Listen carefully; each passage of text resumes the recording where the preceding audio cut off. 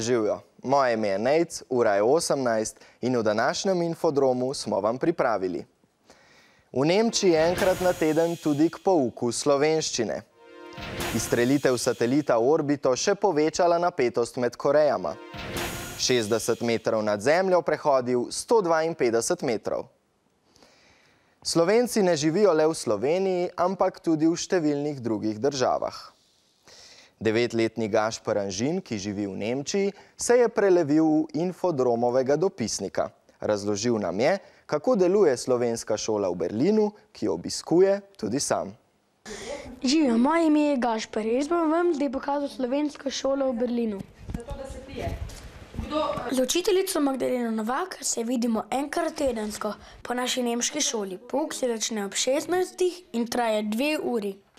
Ja, različne skupine v različnih koncih Berlina imajo pouk enkrat na teden. Skupine so zelo heterogene, se pravi, to pomeni pestre, to pomeni različne starosti in tudi različnega znanja slovenščine.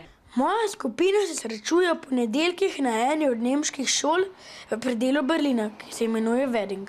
Včasih je potem, ko se konča nemška šola, naporno oditi še v slovensko, ki traja do večera. A tam srečamo tudi svoje slovenske prijatelje, čeprav se slovenščine nekateri šele učijo. Na Florian, ist es schwer, so für dich Slowenisch zu sprechen? Ja, ich komme jeden Montag in die slowenische Schule, damit ich lerne, Slowenisch zu reden. Und kannst du schon etwas auf Slowenisch sagen? Živjo. Fanjak, če sem tukaj po nedeljkih, ker se lahko tudi slovensko govorim in prijatelji tak. Nekateri učenci slovenske šole so se rodili v Berlinu, nekateri pa so sem prišli kasneje in so prej že hodili v šolo v Sloveniji. No, kaj pa je težje, nemščina ali slovenščina? Meni je težna nemščina, zaradi tega, ker slovenščino pač že od rojstva govorim, ampak gre in je fino več jezikov naenkrat govoriti. In najlažje se je slovenščine naučiti v Sloveniji. Veliko nas bo tja odšlo prihodnji teden, ko imamo v Berlinu počitnice. Morda pa se vidimo v Sloveniji. Sedaj pa na Korejski polotok v vzhodni Aziji, ki je razdeljen na Severno in Južno Korejo. Južni Koreji je danes s pomočjo rakete uspelo v orbito izstreliti satelit, ki bo zbiral podatke o podnebju. Izstrelitev je še povečala napetost med državama. Vendar zakaj? Podrobno pod lupo. Če hočemo razumeti, zakaj je med Severno in Južno Korejo napeto ozračje, se moramo vrniti več kot 60 let nazaj. Po drugi svetovni vojni leta 1945 sta bili najmočnejši državi sveta, Sovjetska zveza in Združene države Amerike. Ti državi se nista strinjali, kako bi moral biti svet urejen, zato sta si ga razdelili na vzhodni in zahodni blok. Države vzhodnega bloka so se strinjale s Sovjetsko zvezo.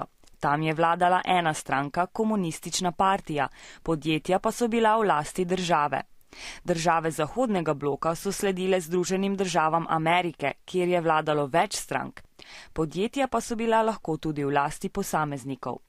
Med vzhodnim in zahodnim blokom je bilo zelo napeto stanje, ki se je imenovalo hladna vojna. To pomeni, da sta se državi bojevali z grožnjami in besedami, ne pa z orožjem. Leta 1945 sta si Sovjetska zveza in ZDA razdelili tudi Korejo. Delitev držav je vplivala tudi na razvitost. Južna Koreja je pod vplivom ZDA ena izmed najbolj razvitih držav sveta, medtem ko je Severna Koreja zelo revna, na čelu je diktator, ki o pomembnih rečeh odloča sam. Ljudje pa ga morajo ubogati, drugače so kaznovani. Od razdelitve naprej sta bili Severna in Južna Koreja v sporu. Bilo je več vojn, še vedno pa si grozita z jedrskim orožjem. Vzrok za to, da so razmere med Severno in Južno Korejo slabe, torej sega v konec druge svetovne vojne, ko so si Korejo razdelile Združene države Amerike in Sovjetska zveza. Več o dogajanju na Korejskem polotoku si preberite na naši spletni strani. Kratke novice začenjamo športno. Nekdanji kapetan angleške nogometne reprezentance David Beckham, ki je včasih igral pri Manchester Unitedu in Real Madridu, sedaj trenira z Arsenalom. To pa zgolj zato, ker želi ostati v dobri športni formi. Zato, kar sledi, pa ne potrebujete le dobre forme, ampak predvsem dobre živce. Vrvohodec Nik Valenda je uspešno prehodil 152 metrov po vrvi, napeti nad prometno cesto na Floridi. Valenda ni uporabljal mreže ali varnostne vrvi. 60 metrov nad tlemi si je pomagal zgolj z dolgo palico, s katero je lovil ravnotežje. Imate mačko?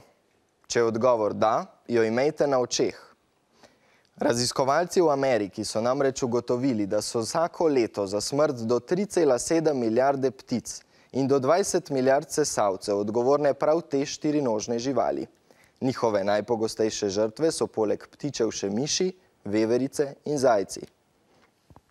Da bi zavarovali svoje avtohtone živalske vrste pred mačkami, pa so na Novi Zelandiji oblikovali kar nekaj predlogov. Vse do prihoda ljudi, mačk in psov so ptice na Novi Zelandiji živele varno življenje. Sedaj pa so mačke iztrebile že 9 avtohtonih vrst ptic, močno pa so zmanjšale tudi število nekaterih drugih ogroženih živalskih vrst. Zato novozelandski podjetnik Gareth Morgan na svoji spletni strani lastnike mačk poziva k usmrtitvi hišnih ljubljenčkov, predlaga, naj bo to njihova zadnja mačka in naj v svoj dom ne sprejemajo več po tepuških. Predlog je razburil Novozelandce. I think it's cruel because cats provide a lot of companionship for people. People consider cats to be one of the family. Is Gareth Morgan going to tell us who we can have in our family? I don't think so. Nekateri okoljevarstveniki pa se s predlogom strinjajo, da bi zaščitili kivije, ki jim grozi izumrtje. Kivi je endemit, edinstvena novozelandska ptica, ki jo najdemo le v tem predelu sveta. Ker mačke napadajo njihova jajca, pa jih je vedno manj. Toda ptice bi lahko zaščitili tudi z manj krutim posegom. Združenje za zaščito ptic predlaga, naj hišnim ljubljenčkom okoli vratu lastniki obesijo zvončke. Raziskave so namreč pokazale, da bi s tem ukrepom število umorjenih ptic prepolovili.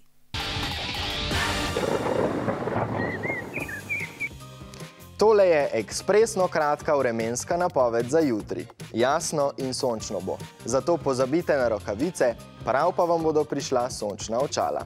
Zjutraj bo od -4 do 1, čez dan pa za zimo prava vročina, od 7 do 11 stopinj Celzija. Na koncu še vprašanje iz infokviza, ki bo razkrilo, kako pozorno spremljate našo oddajo. Katero je glavno mesto Brazilije? Rio de Janeiro, Buenos Aires ali Brazilija? Obiščite nas na spletnih straneh, jutri ob istem času pa bo z vami za vas Jan. Čau!